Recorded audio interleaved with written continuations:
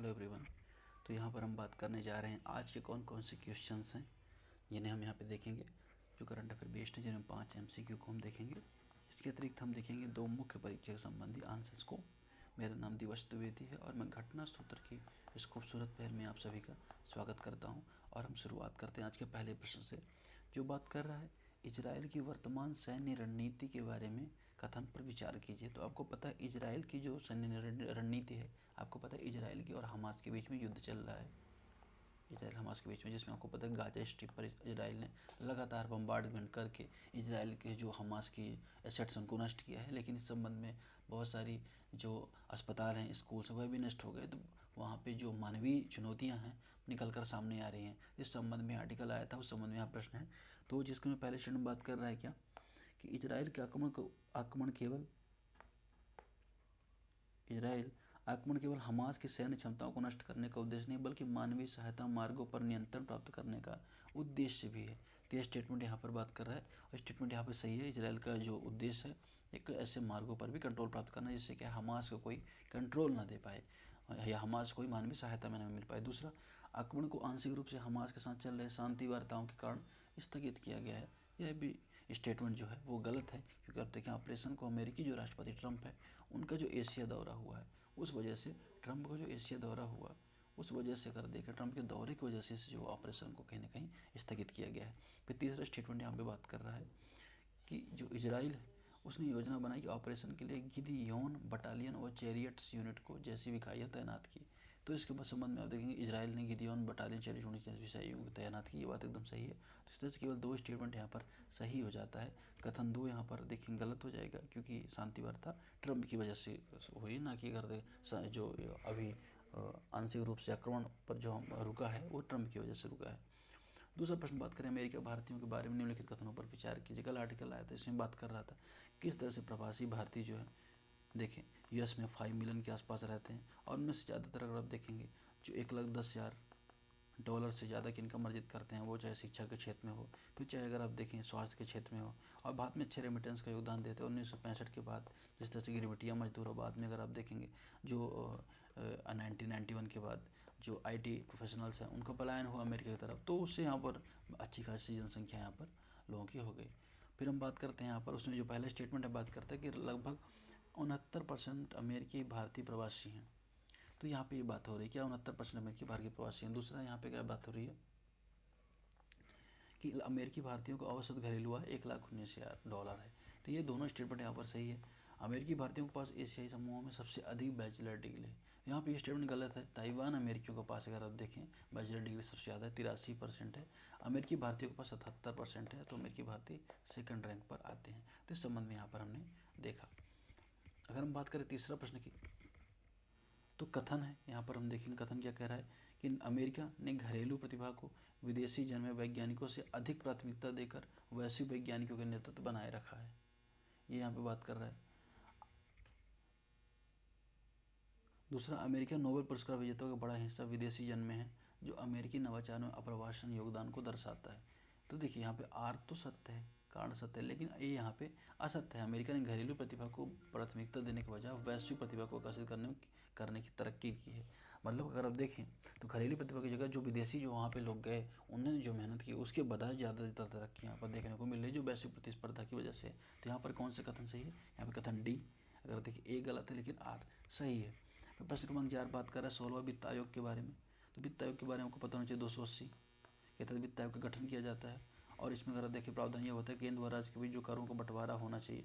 और अभी हाल में 16वां वित्त आयोग गठित किया गया। इसके पहले 15वां जो वित्त आयोग था NK सिंह की अध्यक्षता में गठित किया गया था।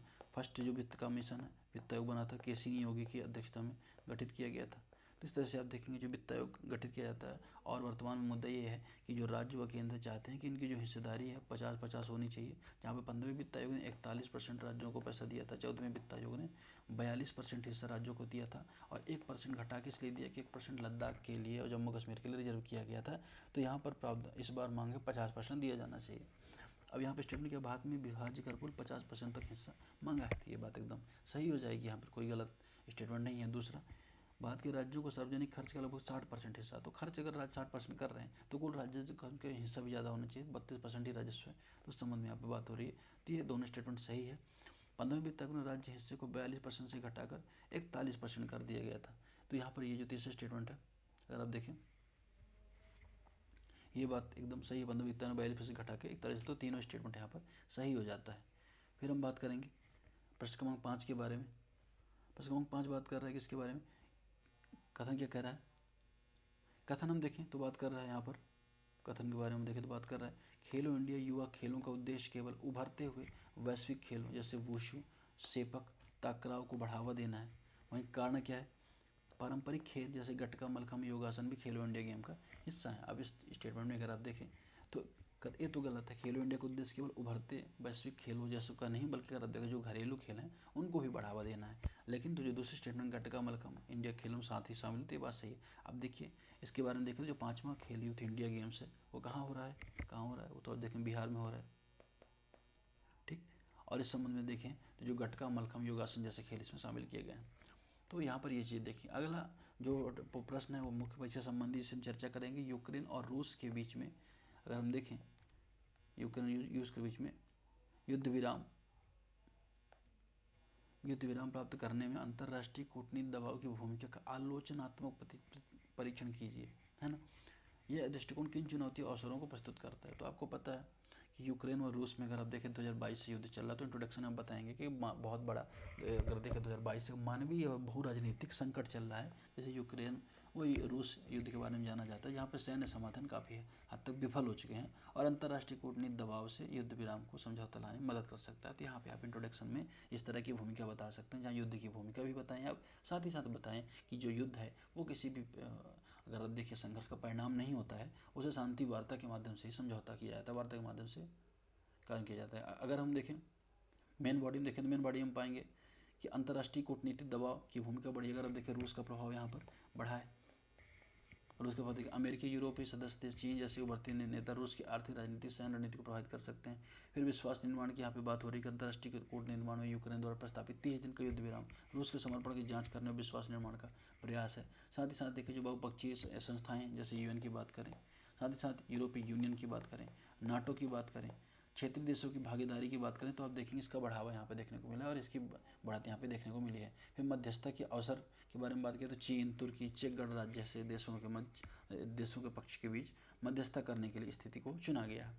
अगर हम बात करें यहाँ पे चुनौती के बारे में बात करें तो चुनौतियाँ कौन कौन सी हैं, चुनौती के बारे में देखें तो मध्यस्थों के बीच भिन्न हित हैं। अगर देखें अमेरिका के अलग हित हैं, यूरोपीय यूनियन के अलग हित हैं, चीन के अलग हित हैं, लेकिन अगर आप देखें ये चुनौतियाँ निकल के सामने आ रही, कोई मानवीय हित या कोई साझा हित यहाँ पे दिखाई नहीं दे रहा है। फिर रूस की कठोर स्थिति यहाँ पे दिखाई दे रही है। 15 दिन युद्ध विराम का स्पष्ट जवाब मांगता है रूस और पश्चिमी हस्तक्षेप का विरोध करता है, नाटो का विरोध करता है, नाटो का जो शामिल होना है यूक्रेन में उसका विरोध करता है। और इस संबंध में ये पूरा युद्ध यहाँ पे देखा जा रहा है। और इस संबंध में कर देखें जो विश्वास है, ट्रस्ट डेफिसिट है, बहुत ज़्यादा दिखाई देता है, जो कहीं ना कहीं न्यूक्लियर जैसी चुनौतियों को, परमाणु बम संबंधी हमले की चुनौतियों को जन्म देता है। अब यहाँ पे क्या किया जाना चाहिए, need of war, need of एन और क्या होना चाहिए, क्या जरूर, क्या आवश्यकता है करने की। सबसे पहले यहाँ पे आवश्यकता है कि मानवीय राहत सुनिश्चित की जाए। जो भी लोग सबसे ज़्यादा प्रभावित हैं उनको क्या करें, लाभ उठाया जाए। अंतर्राष्ट्रीय संस्थान इस संबंध में कार्य करें, पुनर्निर्माण करें, राहत का कार्य करें। साथ ही साथ कूटनीतिक वार्ता का दौर शुरू होना चाहिए। और जो अगर देखा दीर्घकालिक शांति अगर अपनानी है, दो पड़ोसियों के बीच में पड़ोसी कोई विकल्प नहीं होता। जैसा कि अटल बिहारी वाजपेयी ने कहा था कि हम अपने दोस्त चुन सकते हैं लेकिन पड़ोसी नहीं चुन सकते। तो पड़ोसी को नहीं चुना जा सकता, चाहे यूक्रेन हो चाहे रूस हो, आपस में बैठ के वार्ता करने की आवश्यकता यहाँ पर दिखाई देती है। इसके अतिरिक्त अगर आप देखेंगे अंतर्राष्ट्रीय संस्थाओं की मजबूती की आवश्यकता है। अंतर्राष्ट्रीय संस्थाएं मजबूत रहेंगी तो मध्यस्थता सुनिश्चित हो पाएगी दोनों देशों को मध्य। जैसे यूएनएससी जैसे मंच है, यूनाइटेड नेशन सिक्योरिटी काउंसिल, जिनका डिसीजन बाइंडिंग होते हैं, उन्हें यहाँ पे मध्यस्थ करने की आवश्यकता है ताकि जो संघर्ष को रोका जा सके, संघर्ष आर्थिक वृद्धि को बढ़ाया जा सके, नागरिकों की जान बचाई जा सके, शांति वार्ता को व्यवहारीकरण रूप दिया जा सके। इस संबंध में यहाँ पे पहला प्रश्न था। दूसरा प्रश्न यहाँ पे बात कर अमेरिका के वैज्ञानिक नवाचार परिस्थिति तंत्र के प्रमुख स्तंभों की जाँच कीजिए। इस मॉडल में ऐसे देश जैसे भारत किस प्रकार अपनी शोध क्षमता को सुदृढ़ करने के लिए सबक ले सकते हैं। अगर हम बात करें अमेरिका जो राज्य है, संयुक्त राज्य अमेरिका है, दशकों से अगर देखें विज्ञान नवाचार में वैश्विक नेता के रूप में उभर कर सामने आ रहा है। उसमें सिर्फ अगर देखें तो उसके जो प्रोजेक्ट देखें, चाहे कुपियर बेल्ट हो, चाहे आप देखेंगे आर्टेमिस मिशन हो, कोई भी मिशन आप देखेंगे, James Webb telescope, Hubble telescope हो, मैन मिशन हो, तो लगातार आप देखें हर दिशा में वो लगातार काम कर रहे हैं। इंटरनेट हो, तो आप देखें इस तरह की जो सफलताएं एक मजबूत पारिस्थितिकी तंत्र में होती हैं, जहाँ पर आप देखेंगे निवेश बेहतर होता है, सार्वजनिक निवेश, सरकार का निवेश बेहतर होता है, निजी उद्यम भी क्या करते हैं, लगातार प्रयास करते रहते हैं। साथ ही साथ वैश्विक जो वैश्विक प्रतिभा है उसका भी संयोजन हो, अर्थात ग्लोबली लोग आ रहे हैं वहाँ पर और अपना जो टैलेंट है उसका योगदान दे रहे हैं। इस वजह से अगर आप देखेंगे जो उसका जो ग्रोथ है विश्व में सबसे ज़्यादा अगर देखें विज्ञान प्रौद्योगिकी इंटरनेट के संबंध में दिखाई देता है। फिर हम बात करेंगे मुख्य भाग के बारे में, तो यहाँ पे बात होगी अमेरिका के नवाचार परिस्थिति तंत्र में प्रमुख स्तंभ क्या है। एक तो सार्वजनिक अनुसंधान फंडिंग, अगर आप देखें यहाँ पर फंडिंग पर्याप्त रूप से मिलती है, सरकार यहाँ पर फंडिंग देती है। R&D पर अगर देखें 3% के आसपास फंड होता है, तो इससे क्या होता है कहीं ना कहीं अगर आप देखेंगे वहाँ पर जो नवाचार है इसको बढ़ावा मिलता है। फिर स्वतंत्र गैर लाभकारी जो संस्थाएँ हैं, गैर लाभकारी संस्थाएँ हैं, ये भी क्या करती हैं, योगदान देती हैं। फिर ऐसे जो यूनिवर्सिटीज़ हैं वो भी अगर देखें रिसर्च एंड डेवलपमेंट के प्रोजेक्ट चलाती हैं। फिर आप देखेंगे जो वैश्विक प्रतिभा का आकर्षण यहाँ पे दिखाई देता है। बेहतर जॉब, बेहतर लाइफ स्टाइल के चक्कर में लोग वहाँ पे जाते हैं। अमेरिका में लगभग देखें जो 30% जो विदेशी हैं नोबेल पुरस्कार, मतलब कि जो 30% नोबेल पुरस्कार वो विदेशी जन्मे बच्चे हैं। जिससे अगर आप देखें खुली नीति को दर्शाता है उनकी। तो प्रतिस्पर्धात्मकता बाजार, अगर देखें गूगल व अन्य कंपनियाँ हैं तो बेहतर एक बाजार का निर्माण करते हैं। फिर मेडिकल मॉडल में चुनौतियों को दिखाई देते हैं। जैसे अगर आप देखें अभी क्या हो रहा है, संरक्षणवाद बढ़ रहा है, माइग्रेशन संबंधी जो पॉलिसियाँ हैं, ग्रीन कार्ड संबंधी जो नीति है वो कठिन होती जा रही हैं। फिर सांस्कृतिक ध्रुवीकरण भी बढ़ रहा है। तो ये कहीं ना कहीं अगर आप देखें आगे चल के अमेरिका के लिए चैलेंज निकल के सामने आ सकता है। भारत को कैसे क्या सीख मिलना चाहिए। भारत को सबसे पहला हमें R&D पर जो अपना इन्वेस्टमेंट उसे बढ़ाना चाहिए। हमारा भी जो 0.7% खर्चा कम से कम उसे 2% के आसपास ले जाना चाहिए। फिर विश्वविद्यालय शोध संस्थानों के साथ अधिक स्वायत्तता दी जानी चाहिए, अधिक बेहतर काम किया जाना चाहिए, पारदर्शिता को बढ़ाया जाना चाहिए, औद्योगिक क्षेत्र को मजबूत किया जाना चाहिए और मेट अधिक फंडिंग का आवंटन किया जाना चाहिए। जिससे अगर आप देखें जो निरंतर निवेश बढ़ सके, लोक निजी भागीदारी को सुनिश्चित किया जा सके तथा जो विज्ञान प्रौद्योगिकी का विकास है भारत में भी सुनिश्चित कर सके। इस संबंध में यहाँ पर आर्टिकल था। तो आज की